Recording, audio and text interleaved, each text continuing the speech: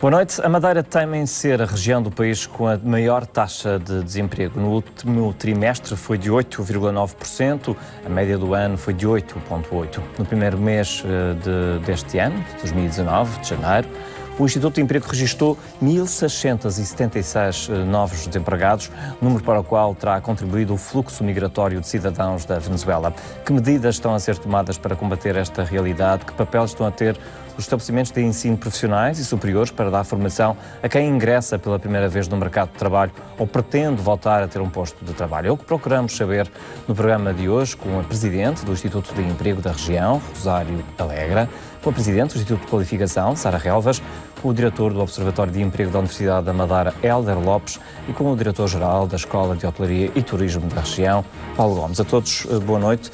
Rosário Alegra, tenho necessariamente de começar por si. Os números do Instituto de Emprego em janeiro aumentaram os novos inscritos. Isto deve-se claramente aos cidadãos que estão a chegar à Madeira vindos da Venezuela? Sim, em grande parte deve-se esse fenómeno. De facto, há um fluxo muito grande e este último ano, 2018, quase que duplicou o número dos que se tinham inscrito no ano anterior. Portanto, neste momento há cerca de 1.500 pessoas que permanecem inscritas oriundas da Venezuela, mas é um processo dinâmico. As inscrições, desde que o fenómeno começou, já ultrapassam as 4.000. Portanto, isto naturalmente contribui.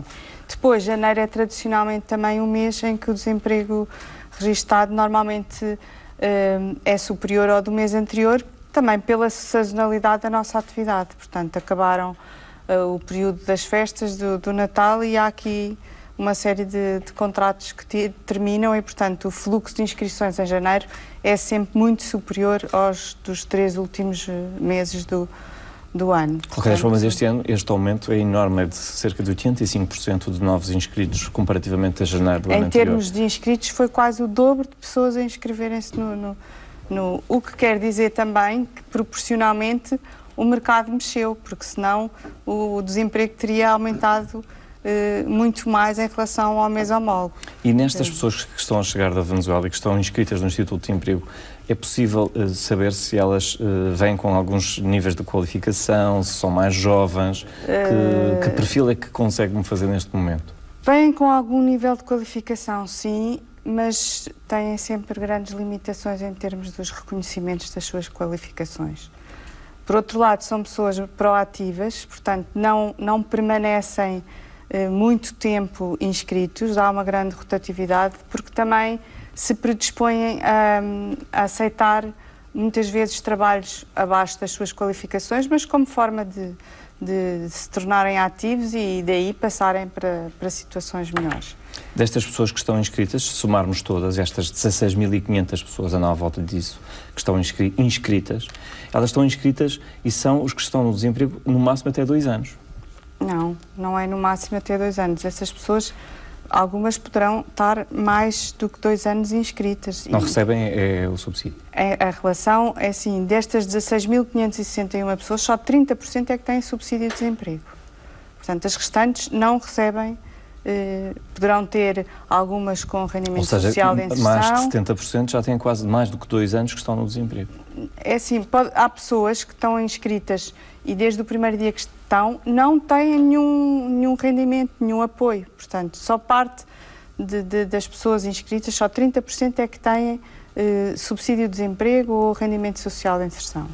Nesta primeira análise que fazemos aqui entre os convidados sobre estes números do desemprego, Sara Relvas, que análise é que faz? São preocupantes? Nós continuamos a ter a taxa mais elevada por regiões do país, o que também não é estranho, porque também os Açores também o têm. Há este problema da insularidade, das regiões ultraperiféricas, onde se agrava esta questão do desemprego. Boa noite, antes de mais. Eu acho que nós temos um problema, mas que é um problema, neste caso, estrutural. Ou seja, e falando um pouco na área das qualificações, nós temos muitas pessoas que estão desempregadas e que não têm as habilitações e as qualificações necessárias para reentrar no mercado de trabalho. Portanto, eu diria que quase 60% dos desempregados que temos têm até o 9º ano de escolaridade, o que é manifestamente insuficiente. E tem sido feito um esforço muito grande, conjuntamente com o Instituto de Emprego, de tentar requalificar estas pessoas e levá-las a fazer formações, muitas delas de curta duração, em áreas de empregabilidade quase imediata, como o caso da jardinagem, da aquicultura, portanto, áreas onde há efetiva carência de mão de obra, e continua a haver uma resistência muito grande das pessoas de fazerem formação, de se requalificarem. As pessoas querem entrar imediatamente no mercado de trabalho. É uma coisa que se compreende, mas é preciso que também se compreenda que com aquelas qualificações dificilmente essa reentrada vai ser, porque o mercado é cada vez mais exigente do ponto de vista das qualificações. E, portanto, há ali uma certa desadequação, digamos assim, entre aquilo que o mercado neste momento está a necessitar e aquilo que efetivamente as pessoas que lá estão inscritas têm em termos de perfil. E essa será a principal causa para as questões do desemprego de longa duração? Penso que sim. Também aqui a questão da idade depois acaba por ser também um fator importante, porque obviamente que num processo de seleção os empregadores preferem sempre pessoas mais jovens, e o desemprego de longa duração depois torna-se um ciclo vicioso, porque depois a idade vai aumentando. Mas efetivamente o que verificamos é que mesmo essas pessoas com mais idade são as pessoas que mais baixas qualificações têm e, portanto, é muito complicado a sua reentrada no mercado de trabalho. Hélder Lopes, a região cresceu economicamente, crescemos à volta de 2,3%, é esse o valor, houve aumento do PIB, mas continuamos com estes números do desemprego. Há aqui, por vezes, uma difícil interpretação, como uma região que está a crescer economicamente não consegue baixar um pouco mais a sua taxa de desemprego. Já percebemos aqui algumas das razões deste lado, do Instituto, quer do Instituto de Emprego, quer do Instituto de Qualificação Profissional. Do ponto de vista da Universidade e do Observatório de Emprego, que análise é que se pode fazer neste momento a esta realidade do desemprego na região? Muito boa noite. Começo por cumprimentar todos os colegas de painel e dizer-lhe que é um bom exemplo de entidades públicas e privadas que se preocupam com este fenómeno e que trabalham em comum. Nós temos, aliás, a doutora Rosário Sá pertence ao Observatório de Emprego da UMA, temos parcerias, inclusive com o Polo de Emprego, com a Escola Hoteleira também temos parcerias na formação e, portanto, esta era a primeira mensagem, que é um problema que as pessoas não estão a trabalhar separadamente, mas em sinergia. A segunda mensagem, se me permitir, é que vale a pena ter formação superior. Portanto, as pessoas que têm um curso superior têm, em média, curiosidade de mais 40% de vencimento, e as pessoas que estão desempregadas, julgo que na região são 89% das pessoas não têm a formação superior, só 10,5% é que têm formação superior. Só, quer dizer, basta que seja uma pessoa, já é grave. Estamos preocupados. Portanto, vale a pena investir e combater essa ideia que não vale a pena ter formação, e temos feito articuladamente esse problema. A Universidade da Madeira em si preocupa-se de duas formas, basicamente. Uma é em fornecer a melhor qualidade possível na formação que oferece, porque tendo pessoas mais competentes, tem pessoas que, num mercado de trabalho imprevisível e competitivo, têm mais possibilidades. Mas também não pode ficar por aqui. Então criou um Observatório de Emprego, que é constituído maioritariamente por entidades externas, de aconselhamento, fazemos relatórios, fazemos feiras de empregabilidade, atuamos já acerca disso e com esses dados damos conselhos e interpretamos para a oferta formativa que se pode ter. E tem um polo de emprego, financiado pelo Instituto de Emprego, e funcionamos em articulação, que ao longo de todo o ano capta empresas, as empresas contactam o polo e fazem sessões durante todo o ano. Mas também temos uma grande preocupação, que é com aqueles alunos que não estão na Universidade da Madeira, mas que poderiam estar, aqueles que nem trabalham nem estudam. Ou seja, saem do sistema, precocemente ou não, e, portanto, como é que podemos articular, e a esse nível também se criou ali, em termos de uma força, o ensino politécnico, em que, com articulação com as outras entidades, se está a tentar captar no ensino profissional uma franja muito significativa de pessoas. Mas perante essa conjugação de esforços, não esperava outros resultados? Que resistências a que estão a acontecer na região para nós não termos outra taxa de desemprego mais baixa? Repare, essa é a questão do copo, que está meio cheio ou meio vazio, ou se está a encher ou se está a vazar. Se não tomássemos este conjunto de iniciativas, qual era o cenário que tínhamos? Portanto, nós estamos sempre preocupados, e estamos todos, basta que haja uma pessoa. O problema é que se não fossem estas iniciativas, que estamos sempre a ajustar, qual era o panorama que temos? Porque... Se bem que já descemos bastante, nomeadamente nos últimos 4 anos, essa taxa de desemprego que era... Portanto, essa taxa era de 15,8. Há aqui já uma descida de 7 pontos percentuais.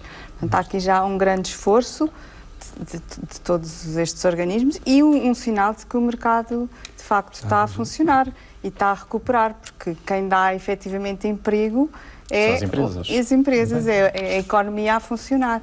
E não obstante todo o nosso apoio e esforço neste processo, pronto, isto resulta sobretudo é que há aqui um problema da recuperação da economia. Mentalidades, porque em educação os ciclos são longos.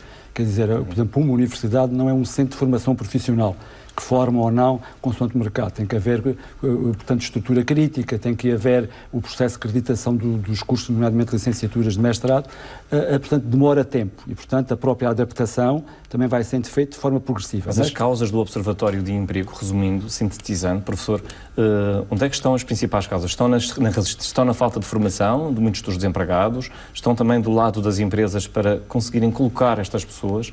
Onde é que estão estas causas? Se quisermos ser simplistas, embora seja a verdade, tivemos uma crise enorme, como não tínhamos. E algumas temos a ver com os próprios setores de atividade, da construção civil que teve um grande boom. E, portanto, em termos da formação, em termos das universidades, dos empregos, não podemos desvalorizar que somos uma região ultraperiférica, que, portanto, com a Europa com uma população mais envelhecida, etc. Portanto, há aqui um conjunto de causas que não é para as pessoas que estão envolvidas que as resolvem só por si. As respostas que estamos a tentar dar é em termos de uma oferta formativa que vai ao encontro das pessoas, uma oferta formativa que é condicionada. Portanto, as pessoas têm que pensar o seguinte: hoje a licenciatura são só 3 anos. E às vezes começam logo a pensar na empregabilidade logo na licenciatura, tirando aqueles que são vocacionados para o ensino, para a advocacia, para direito. Uma licenciatura é para as pessoas dominarem metodologias e instrumentos. E depois, a nível de pós-graduações, a nível de mestrados, podem ter uma perspectiva muito mais profissionalizante.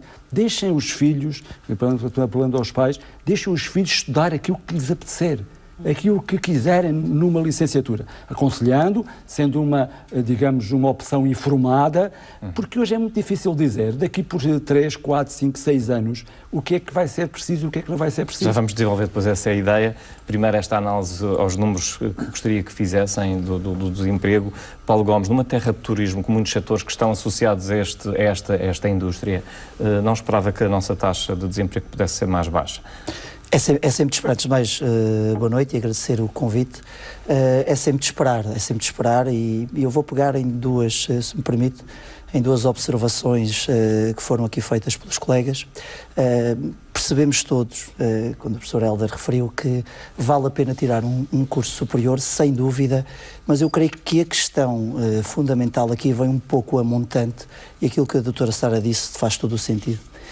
É que a base destas pessoas, eu nem vou falar no fenómeno da Venezuela, porque esse é por demais conhecido e obviamente que contribuiu para estes números, mas a base destas pessoas, ou do grosso do desemprego, até pelos números que a doutora Rosário apresentou, tem a ver essencialmente com o facto de ser muito baixa. Ou seja, aqui há uns 3 anos fizemos um estudo a quando a iniciativa Novas Oportunidades, que na Madeira foi, sem sombra de dúvida, um sucesso, e houve até uma grande afluência da nossa população ativa, que quis aumentar as suas qualificações, quer académicas, quer profissionais, mas a partir do ano de 2014, 2015, começámos a notar um decréscimo enorme.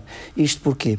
Porque ficaram sem procurar o aumento das qualificações aquele público que é o público mais difícil de alcançar. Quem são? Aqueles que têm qualificações mais baixas. Porque essas pessoas, por si, têm alguma dificuldade em entrar em sistemas de formação. Isso tem alguma dificuldade, porque consideram que não precisam, consideram que as profissões ou as atividades que essas pessoas têm vindo a desenvolver não carecem até de habilitações e, portanto, é muito difícil captar esse público. E esse é o desafio aqui do Instituto de Emprego, e é um desafio de todos nós, e, portanto, disse que é um problema amontante, porque esse é, de facto, um público que contribui muito para os níveis de desemprego que temos. Então, estão a ser criados programas, aliás, nós temos desenvolvido alguns deles na ótica de entidade formadora, também em parceria com as entidades que aqui têm, mas de facto esse é um desafio. O outro desafio tem a ver com, e uma vez entrando já na área do turismo, felizmente, no contexto das nossas duas escolas, a Escola Profissional de Hotelaria e Turismo da Madeira, a Escola Profissional Atlântico, nós, principalmente na Escola Profissional de Hotelaria e Turismo da Madeira, nós não sentimos, felizmente, este problema, ou este desafio. Porquê? Porque nós temos taxas de empregabilidade a rondar os 92%. Nas nossas áreas de atuação, nós sentimos dificuldade em dar resposta ao mercado de trabalho, neste caso ao setor hoteleiro, na colocação de mais formandos. Se tivéssemos capacidade, nós temos, mas não nos é permitido, por via dos constrangimentos financeiros, ter mais turmas, mas se tivéssemos, nós conseguiríamos colocar mais pessoas no setor. Isto tem muito a ver também com, e depois podemos aqui discutir um pouco a questão das vicissitudes do ensino profissional, do ensino tradicional, porque sou, obviamente, nem poderia ser de outra forma, um acérrimo defensor, quer a nível secundário, quer a nível superior, dos técnico-profissionais, sem dúvida, e já vamos falar um pouco sobre isso. As universidades, através dos institutos politécnicos, começaram a seguir esse caminho, através dos cursos superiores profissionais. Portanto, essa pode ser uma saída para responder a este desafio. O outro, como não poderá deixar de ser, a hotelaria e o turismo tem, na nossa região, um impacto importantíssimo. Portanto, eu creio que tem, e havendo, neste caso, falta de, quer em quantidade, quer em qualidade, de recursos para o setor, nós temos que tirar da cabeça, somos um país de doutores e engenheiros, todos sabemos disso, mas todas as pessoas que não são dessa área e que têm, nestas vertentes, oportunidades de trabalho, tem que se requalificar e o setor tem que ter a capacidade de chamar pessoas, passa a redundância para o setor, porque isto também é uma forma de diminuir estes números que foram aqui apresentados. Rosário Alegra, e temos que falar aqui do desemprego jovem. Ainda hoje um estudo que foi apresentado em Lisboa, do Observatório Permanente da Juventude, do Instituto de Ciências Sociais e Humanas, referia que, quando questionado os jovens sobre os municípios, sobre os principais problemas dos jovens, que 3 em cada 4 municípios apontou precisamente o desemprego. Qual é neste momento a taxa de desemprego entre os jovens inscritos? Portanto, em relação aos jovens inscritos, e se formos até aos 30 anos, nós temos 21% dos inscritos são até aos 30 anos, são cerca de 3.500 pessoas. Estamos a falar dos inscritos, supostamente esse número será um pouco maior, sem os inscritos, provavelmente. Não, estou a falar do desemprego registado. Pronto, eventualmente alguns não estão inscritos. Mas é outra vez um número acima do número da média nacional. Em termos de proporção, em termos do desemprego registado, é um número dentro da mesma ordem. Se formos falar da taxa de desemprego que o INE publica, de facto estamos acima da média, mas ainda aqui também houve uma descida, neste caso, de mais de 20 pontos percentuais. Portanto, também houve um grande trabalho feito para ir ao encontro das necessidades destes jovens. Portanto, estamos a falar também de um problema estrutural. E aqui a própria receptividade das próprias empresas para aderirem a estes jovens que procuram o seu primeiro emprego, de uma forma geral, é o primeiro emprego. Como os meus colegas de painel já disseram, apesar de tudo, é mais fácil para os jovens e é mais fácil sempre para os mais qualificados se integrarem ou reintegrarem no mercado de trabalho. Estamos a falar, desculpe interrompê-la, estamos a falar desses desempregados jovens e dessa ordem de grandeza dos 21% do que está registado, porque talvez muitas vezes esses jovens estão mediante o chamado trabalho precário, ou seja, são contratos que foram renovados, os tornam a vir outra vez para o Instituto. Que características é que temos desses 21%? Não serão diferentes dos restantes em termos dessa situação da rotatividade ou do trabalho precário. Não, mas seguramente permanecem muito menos tempo inscritos. A taxa de desemprego de longa duração nos jovens, apesar de tudo, anda à ordem dos 26%, quando no global é uma taxa de 50%. Portanto, apesar de tudo, os jovens, e a verdade é que a partir desse problema identificado relacionado com o desemprego jovem, desencadearam-se uma série de iniciativas e medidas e linhas de financiamento em que foi dada uma atenção muito especial aos jovens. como é o caso, por exemplo, das nossas medidas para o jovem. Já vamos por saber exatamente essas ofertas que eu gostaria de saber. Outra questão que gostava de colocar agora é a questão dos falsos desempregados. Como é que estamos desta questão? Há realmente pessoas, isto às vezes é um assunto meio tabu, quem tenha benefícios, mas depois estão indisponíveis para o mercado de trabalho. Pronto, é um assunto complicado, sem dúvida, mas também vem de encontro ao que já se falou aqui. Apesar de vivermos numa região onde o turismo tem um enorme peso e em onde há alguma retoma na construção civil, são as duas áreas onde temos mais pessoas inscritas e são as áreas onde temos mais desajustamento. Era precisamente isso há pouco quando fazia a pergunta exatamente. Ao professor da Escola de Hotelaria. Porque é resistência? Há vários fatores, há de tudo. Há de facto situações em que as pessoas estão perante uma oferta de emprego que por uma questão de incompatibilidade de horários, porque a não ser que a pessoa tenha a sua viatura, de facto os horários dos transportes públicos condicionam muito, também porque sabemos que a atividade na área da hotelaria é normalmente por turnos e exige outro tipo de... há situações que têm a ver com questões de compatibilização da vida familiar, criar filhos pequenos, horários das creches, etc. Mas e há também as questões que acaba por compensar mais, receberem o subsídio de desemprego? Não é questão do subsídio de desemprego.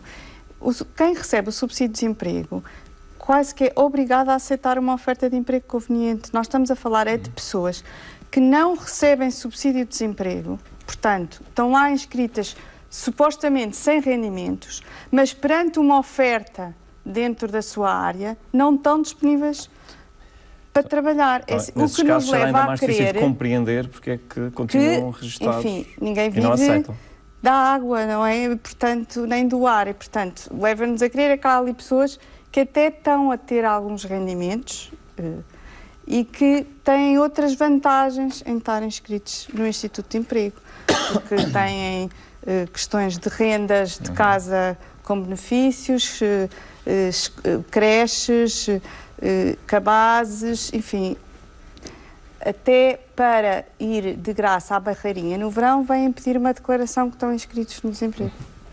Portanto, agora, há tudo, naturalmente, também há pessoas que desejariam que encontrássemos... o Instituto tem alguma ordem de grandeza sobre estes falsos desempregados? É assim, é difícil eu estar aqui a falar de uma ordem de grandeza. Eu sei que tenho desempregados na área da construção civil e da hotelaria, são quase 6.000 pessoas.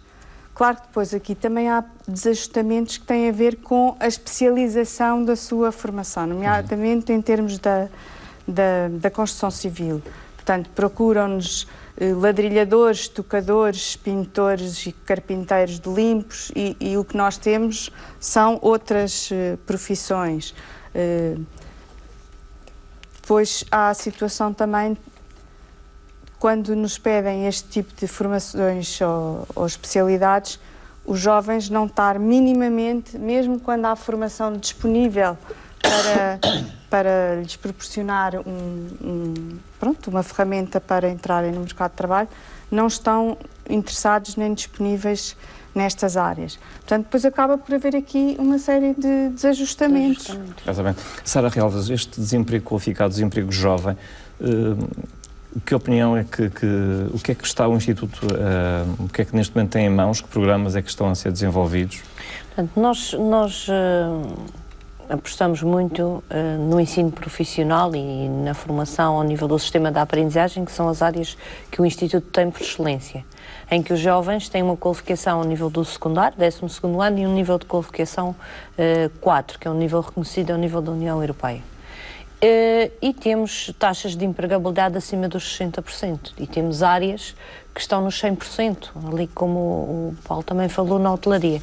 E não estamos vocacionados e não temos muita formação nesta área, uma vez que a escola, no fundo, abrange quase a totalidade da formação para esta área.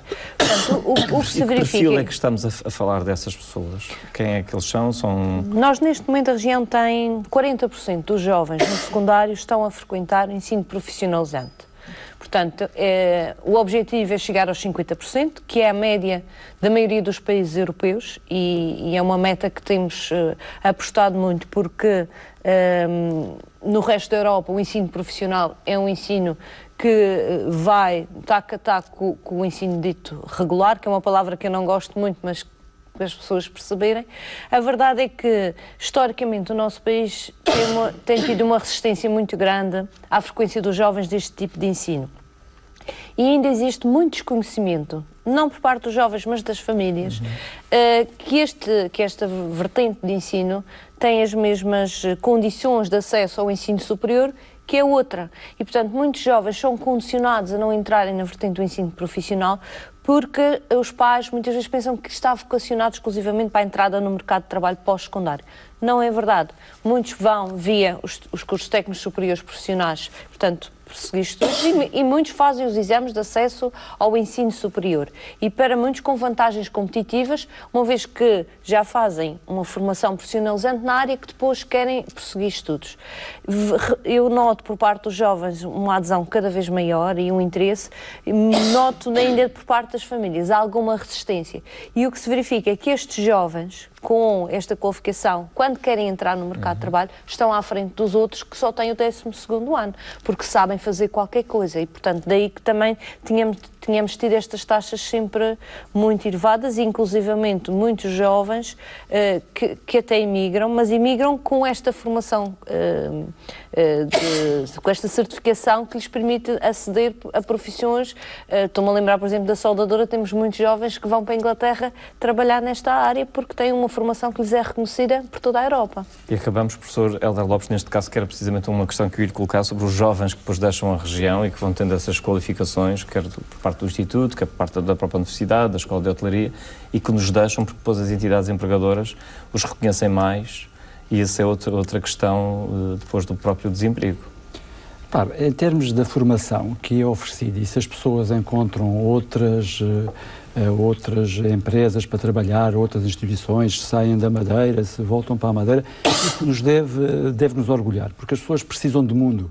Não é? Portanto, não é só fazer uma formação, portanto, especializada. Eu dou o exemplo da Universidade da Madeira, que oferece 20 licenciaturas, 21 mestrados, 8 doutoramentos e 9 cursos técnicos superiores, portanto, especializados. O que é obra para uma universidade tão pequena. Mas, ao mesmo tempo, oferece a possibilidade de 120 bolsas Erasmus para as pessoas irem fazer pelo menos um semestre. Utiliza estágios em empresas e instituições, em articulação com o Instituto de Emprego, estágios de verão, estágios profissionais na própria universidade. Portanto, é preciso dar mundo às pessoas, porque isso dá-lhes, portanto, trazer também dezenas e dezenas de estudantes que vêm de universidades europeias, portanto, e a nível mundial, para a universidade. Portanto, a gente não deve ter medo de formar as pessoas e elas irem e outras virem.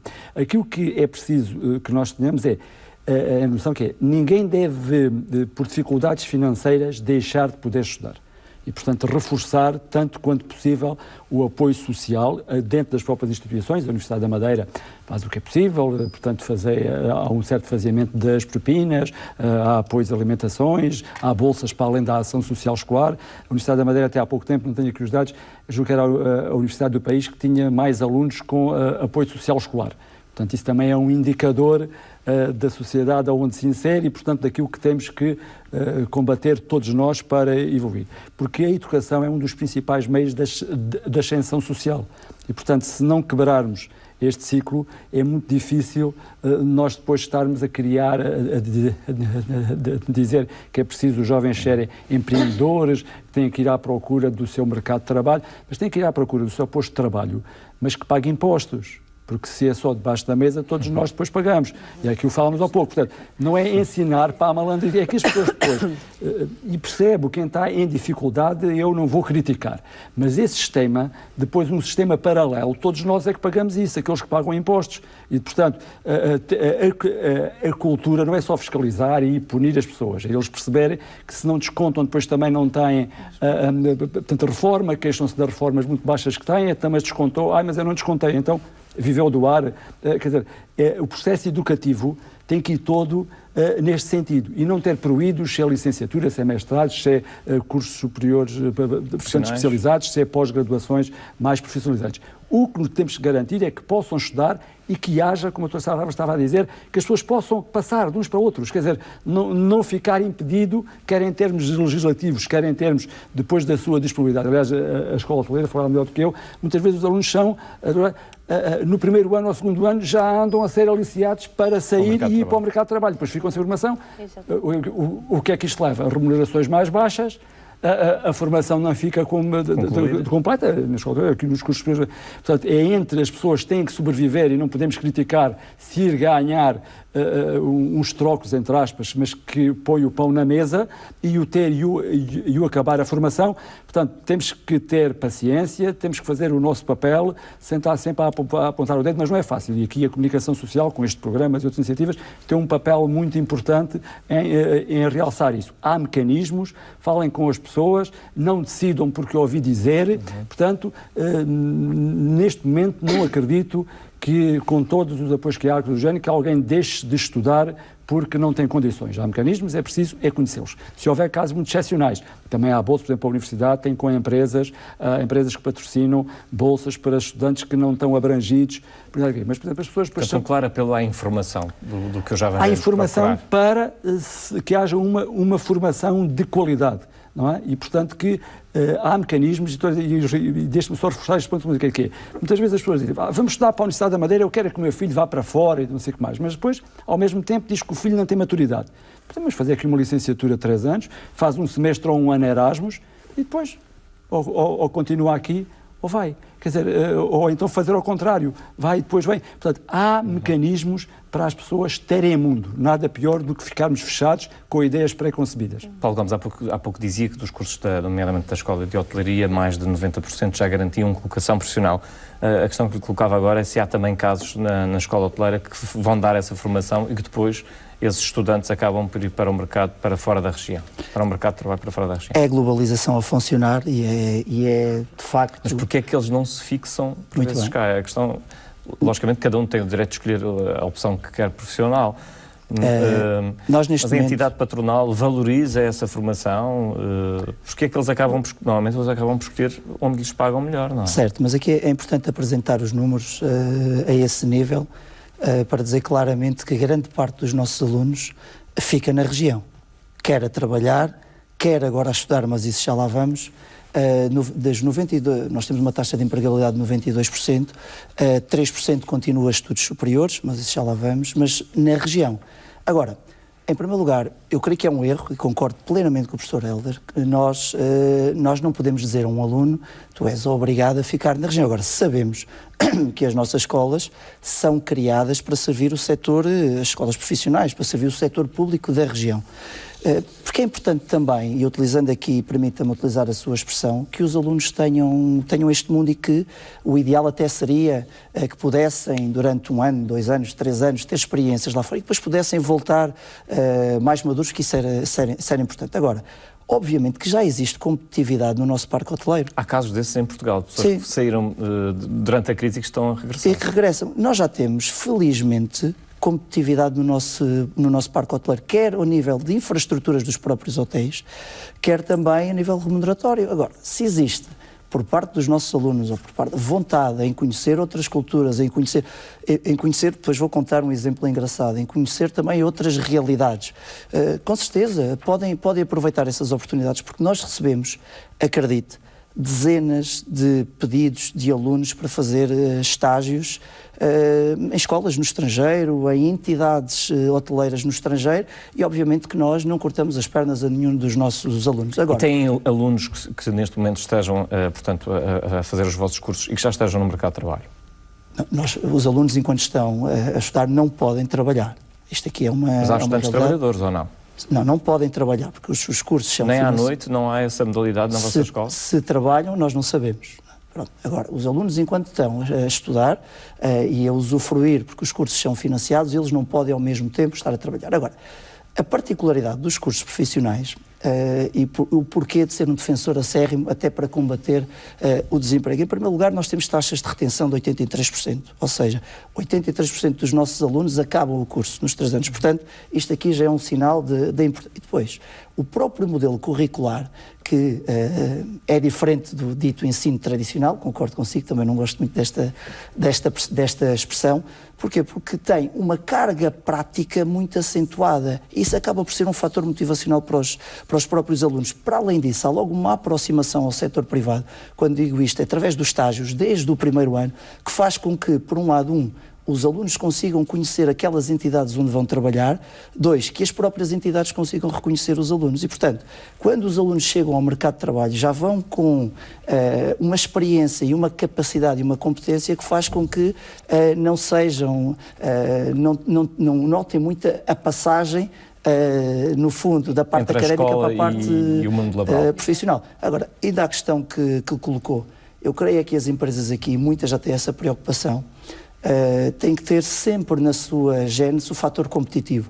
E este mundo é um mundo muito competitivo. O setor, o setor hoteleiro não concorre só, entre eles, com os seus concorrentes diretos na Madeira. Estão a concorrer para o mundo inteiro. Posso dizer que nós ainda ontem recebemos, curioso, um pedido do Trinidad e Tobago, que queriam 30 dos nossos alunos nas mais diversas áreas, enologia, cozinha, já com ofertas de emprego garantidas. Isto é só para termos uma noção de que, de facto, Portugal, nos últimos anos, e a Madeira, obviamente, que também está nesse rol, nós crescemos muito no setor de hotelaria e turismo. E há profissões, nomeadamente no ramo turístico, em que há procura, mas não há oferta, Exatamente, não é? Mas sem dúvida. Nomeadamente na área da cozinha, creio. Nomeadamente na área da cozinha, nomeadamente na área da restauração também. E esse pedido essa procura por parte de Trinidad e Tobago eram nessas áreas? Eram nessas áreas, portanto, e também nas áreas da é? enologia e pastelaria. São pessoas que podemos perder. A nossa preocupação não é essa, se as pessoas podemos perder. Isto sempre existiu, repare. Agora, com as redes sociais... Mas é porque temos falta, digo isto porque temos falta, não é, na região? Voltamos ao mesmo. A questão sempre existiu, nós sempre tivemos alunos e até sem ser alunos que foram para fora porque procuraram melhor. Isto sempre existiu. Agora está mais exposto devido às redes sociais e devido à tecnologia. Obviamente que o acesso à informação agora é outro. Mas repito, as empresas regionais nesse âmbito são competitivas e estão capazes de competir também com empresas, quer nacionais, quer internacionais. E grande parte dos alunos que nós formamos ficam na região. Gostava agora de falarmos sobre as questões das ofertas de emprego. Doutora Rosário Alegre, em janeiro, creio que eram 2.248 desempregados que participaram em programas de emprego. Nesse mês eram esse o número de desempregados a participar numa das nossas medidas ativas de emprego. Que medidas é que neste momento, quais são as principais para ficarmos mais a conhecer? Cerca de 14 medidas agrupadas entre medidas de incentivo à criação de postos de trabalho, portanto são apoios que damos às entidades empregadoras por irem empregar alguém inscrito no Instituto de Emprego e com isso representar uma criação líquida de postos de trabalho, portanto estão a crescer ao seu efetivo. Depois temos uma medida de apoio a quem quer criar a sua própria empresa, portanto aos empreendedores desempregados que criam o seu próprio negócio. Também tem sido uma forte aposta do Governo Regional e tem-se assinado contratos de concessão à ordem das 10 empresas por mês, portanto, e é à ordem de 1,5 milhão por ano de apoios para estas iniciativas. Se bem que esses orçamentos gostamos sempre dos orçamentos serem reforçados, muito não é? maiores, exatamente. Depois há as medidas de estágios profissionais e de estágios de formação, que também há um número elevado destas medidas, umas dirigidas aos jovens, outras dirigidas aos menos jovens. Há pouco dizia que, por exemplo, no âmbito da preocupação do desemprego jovem, uma das medidas que existe é o pró-jovem, em que são estágios profissionais só nas entidades privadas, porque à partida essas têm muito mais probabilidade de contratar as pessoas após o estágio e para isso também o Instituto ainda dá um apoio quando há essa contratação. E têm tido uma taxa de empregabilidade muito interessante. Portanto, as taxas de sucesso são mesuráveis? Têm alguns dados que nos possam... Sim, nós neste momento ainda não temos apuradas as taxas de empregabilidade de 2018, mas em relação a 2017, a média da taxa de empregabilidade pós-programa andou na ordem dos 40%. Os jovens, nesta medida para o jovem, têm uma taxa de empregabilidade de 55%, portanto, bastante superior. Também pelo facto de ser uma medida em que eles têm que tomar a iniciativa de ir à procura da entidade que os vai receber, o que já implica alguma proatividade e alguma atitude em relação a depois ter esta oportunidade. E notamos uma clara evolução da atitude nesses casos? Sim, notamos, quer dizer, ainda há muito a trabalhar nesta atitude, naturalmente, ainda há muito a fazer, mas há uma evolução. Sara Relvas, 216 inscritos frequentaram um curso de formação profissional, não sei se foi através do Instituto, eram os dados daqui do Instituto de Emprego. No vosso caso, o Instituto de Formação, neste momento, que ofertas é que têm? Já falamos aqui de algumas. Nós temos... E quantos educandos, quantos formandos é que lá estão? O Instituto tem, neste momento, cerca de 600 alunos formandos, que há uma panóplia muito grande e uma diversidade muito grande de clientes, digamos assim. Temos os cursos tradicionais para os jovens, são os cursos de longa duração, em média 3 anos, mas depois também temos uma oferta muito grande para adultos, muitos que estão desempregados e que aceitam o desafio e que estão em processos de requalificação, e também temos muitos adultos que procuram unidades de formação de curta duração, portanto, são cursos de ações de formação de aperfeiçoamento nas mais variadas áreas. Neste momento temos tido um fluxo muito grande de português para falantes de outras línguas, devido também à grande procura que temos tido das pessoas que regressaram e que estão a fazer, portanto, estão a ter aulas de português, mas procuram também a nível do inglês, do alemão, várias áreas de aperfeiçoamento. Portanto, digamos que, enquanto que no passado o Instituto portanto, estava muito mais vocacionado para os jovens e para o ensino profissional e esse sistema de aprendizagem,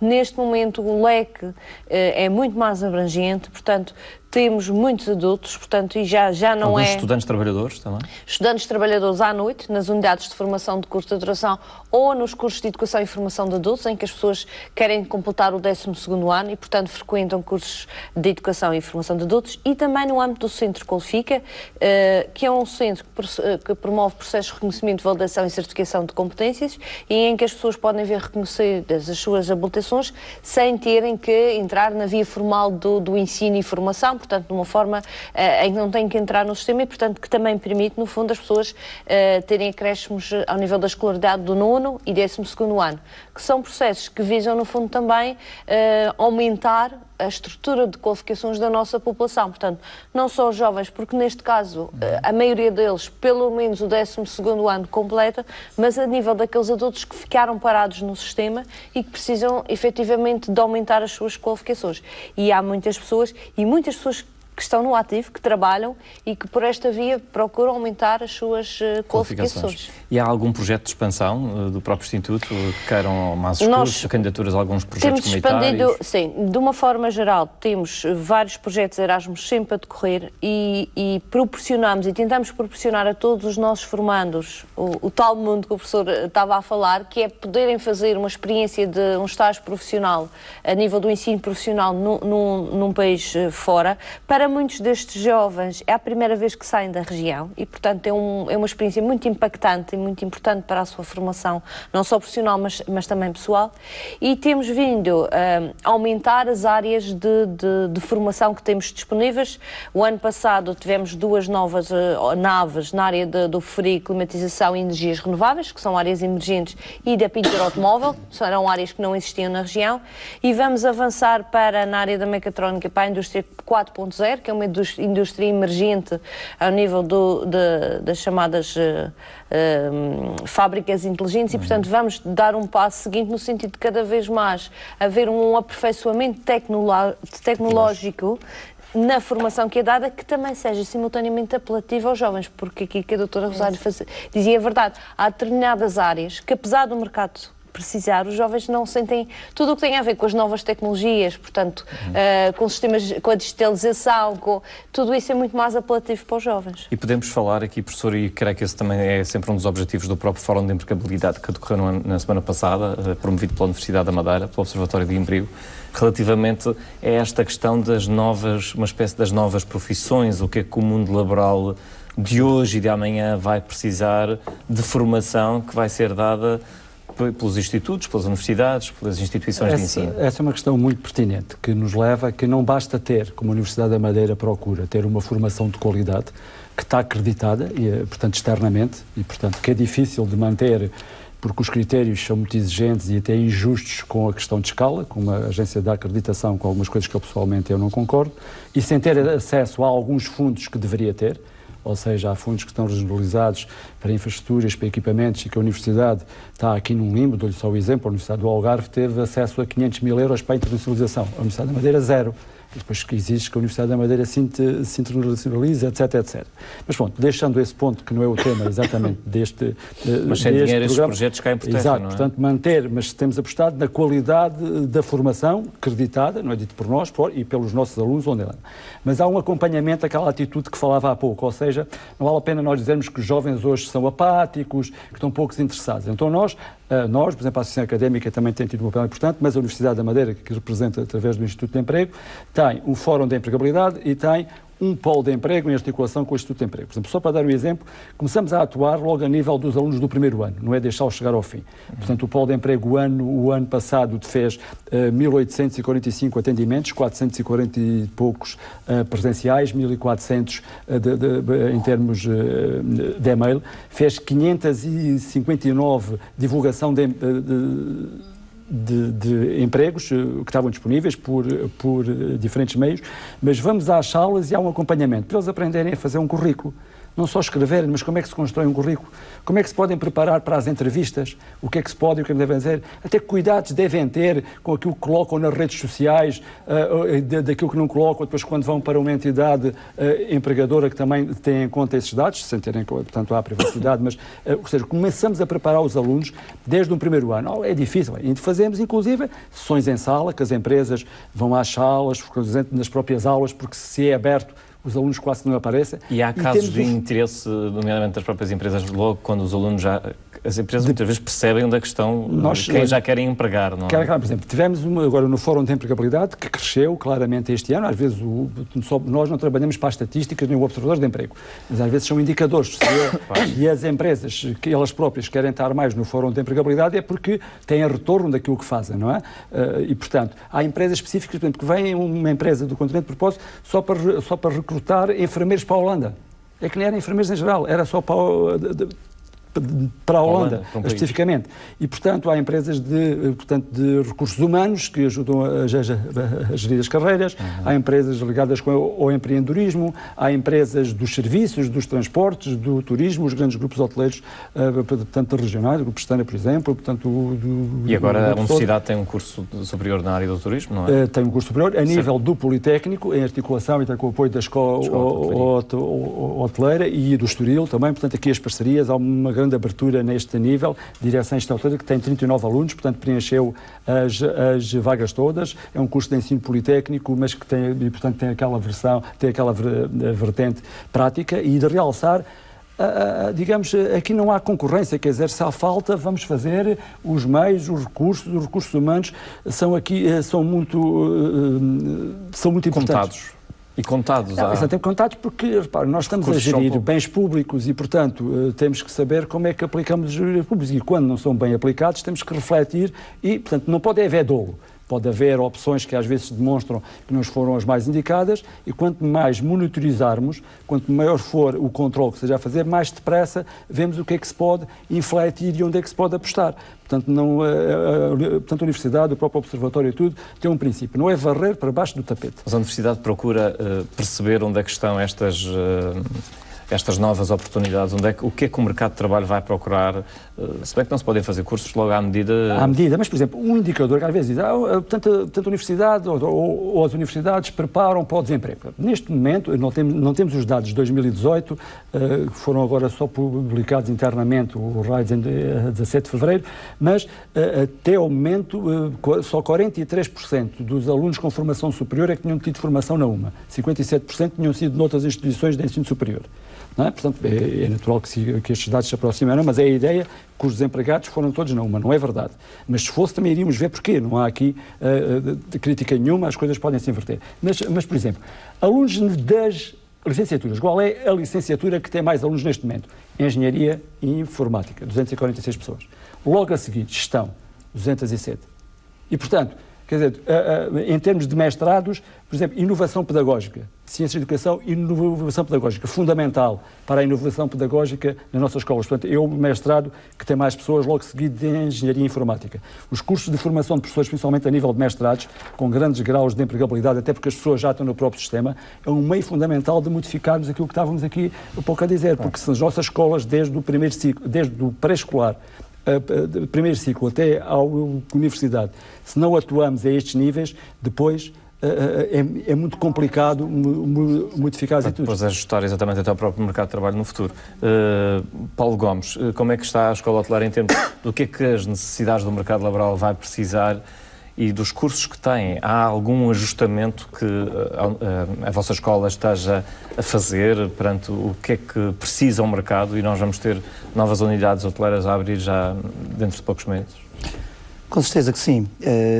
Eu creio que, respondendo à questão... Por exemplo, a questão da cozinha, que há pouco falávamos, e de outras áreas, é possível reforçar esses cursos? Sim, é possível reforçar. Os próprios constrangimentos da própria escola hoteleira? Os constrangimentos aqui da escola hoteleira são os mesmos constrangimentos da Universidade da Madeira, são os mesmos constrangimentos de qualquer instituição, que são os recursos financeiros, portanto, não... Creio que aqui estamos todos de acordo. Mas é possível, então, haver outro alinhamento perante o que vai procurar o mercado? É possível haver outro alinhamento e eu creio que nós temos que dar o passo seguinte. Quando falo em nós, falo, obviamente, da escola, que podemos sempre evoluir, mas falo também enquanto região nesta área, que é, no que toca à formação profissional, quer a Escola Hoteleiras, quer a Escola Profissional Atlântico, quer as escolas profissionais da região fazem um bom trabalho, isso não temos dúvidas, e dão resposta, ainda que obviamente com algumas limitações, mas dão resposta ao setor. O próximo passo, e uma vez que focou a sua pergunta vai no sentido da hotelaria, passa por isto que é. Nós, na parceria que estabelecemos, eu participei na equipa que fez, na altura, a construção até do modelo curricular, quer do curso técnico superior, do curso técnico profissional em gestão e produção de cozinha, não tanto aqui na licenciatura, mas temos uma grande dificuldade em ter, por exemplo, e obviamente que a Universidade depois tem as suas próprias particularidades e exigências, não só por ser a Universidade da Madeira, mas qualquer universidade, que é os formadores ou os professores, principalmente nestas áreas, têm que ter uma formação superior. E nós na região temos uma tremenda dificuldade para ter, por exemplo, um chefe de cozinha com uma licenciatura. E até para encontrar em Portugal. E até para encontrar em Portugal.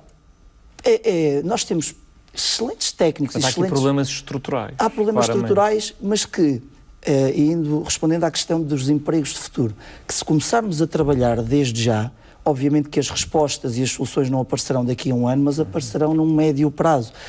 Todos os docentes, principalmente das áreas técnicas, que estas duas formações que a Universidade da Madeira está a desenvolver, vêm de fora. E nós temos aqui pessoas tecnicamente tão ou mais capazes, mas falta-lhe a habilitação académica superior. Isto não acontece porquê?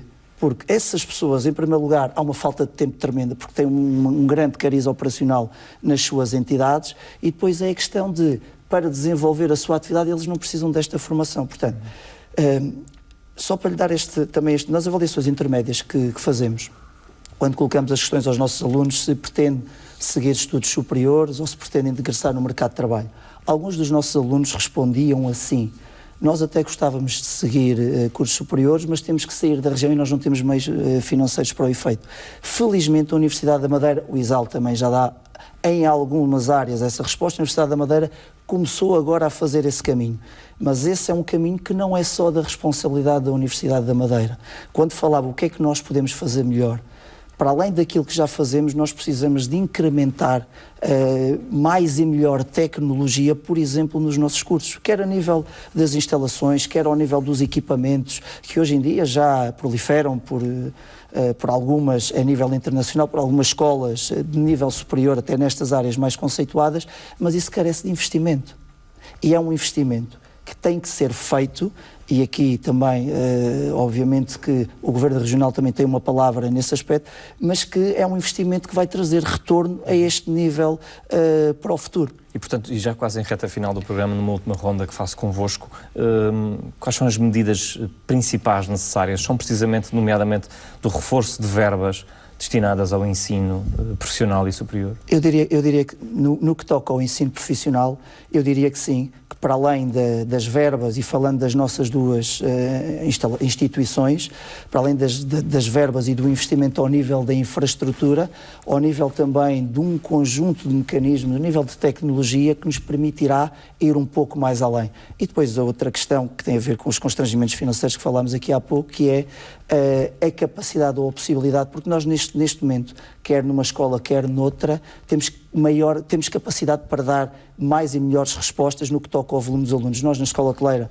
temos neste momento 19 turmas, temos capacidade e queremos já no próximo ano de chegar às 26, para conseguir responder também com maior volume ao mercado de trabalho. Na Escola Profissional Atlântico temos 9, temos capacidade e queremos chegar às 17. Mas aqui também é algo que não depende só de nós. E vamos ter certamente nessas turmas também alguns lusodescendentes que vêm da Venezuela, ou não?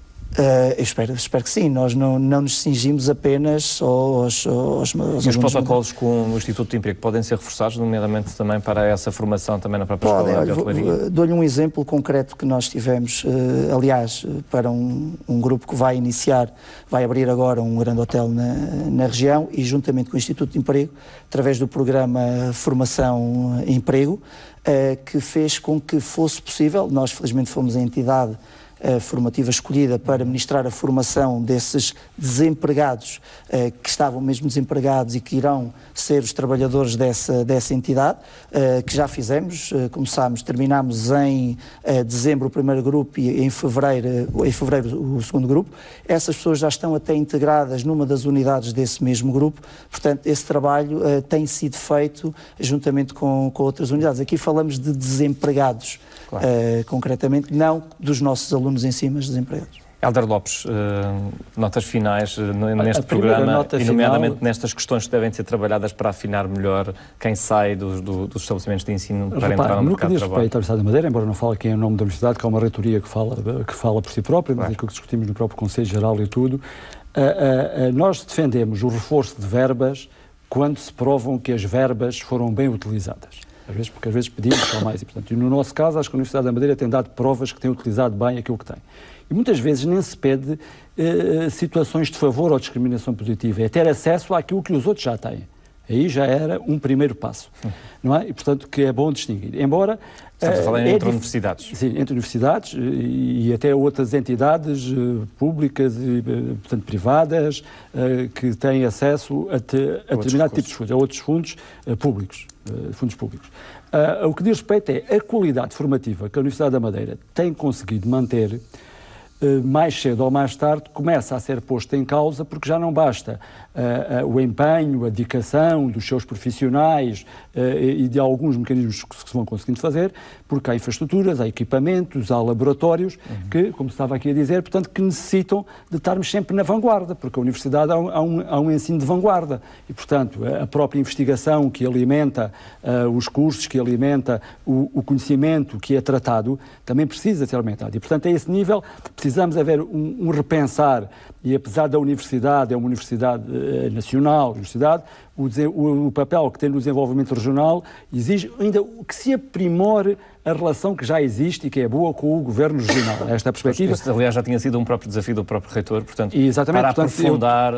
aprofundar, portanto, estou aqui só, digamos, aquilo que é a posição oficial e não a dar a minha própria. E, portanto, a este nível, a Universidade da Madeira vai continuar a fazer um esforço de conhecimento de uma oferta formativa diversificada, não tendo a pretensão de ter todas as áreas, porque não tem efeitos de escala para ter, adequar aquilo que é possível às necessidades de curto, médio e longo prazo em termos regionais, continuar no Observatório do Emprego a fazer as sinergias com nós que estamos aqui presentes à mesa, com todas as outras entidades, porque não queremos protagonismo. Os protagonistas são os alunos, são aqueles a quem se dedica a nossa formação. Só nos resta 2 minutos. Sara Relvas, qual é o principal desafio? É realmente a importância de reforçar estes recursos? Eu trabalho em rede. Eu acho que é muito importante trabalharmos todos para o mesmo, irmos auscultando o mercado, as necessidades da região, conseguir ir ajustando aquilo que são as nossas ofertas às necessidades do trabalho, quer em termos de modalidades de formação, quer em termos de público-alvo. Eu acho que é o mais importante. Obviamente que os investimentos são também importantes nesta área, fundamentais, mas, sobretudo, trabalharmos em rede e todos juntos e não de costas viradas uns para os outros é o mais importante. Rosário Alegre. Reforço as palavras da minha colega, naturalmente, aliás, de todos, e resta dizer que esta área da empregabilidade será, com certeza, sempre uma das prioridades do Governo Regional, e estamos também dispostos a ir sempre ajustando e atentos aos sinais para ver, dentro das nossas possibilidades... Gostaria também que o Orçamento Regional reservasse mais verbas para estes programas? Naturalmente, isto se houvesse mais, ainda mais se faria, com certeza. Rosário Alegre, Sara Relvas, Hélder Lopes, Paulo Gomes, muito obrigado por terem vindo, nem mais nem menos. Agradeço também a si ter seguido o programa de hoje. Boa noite.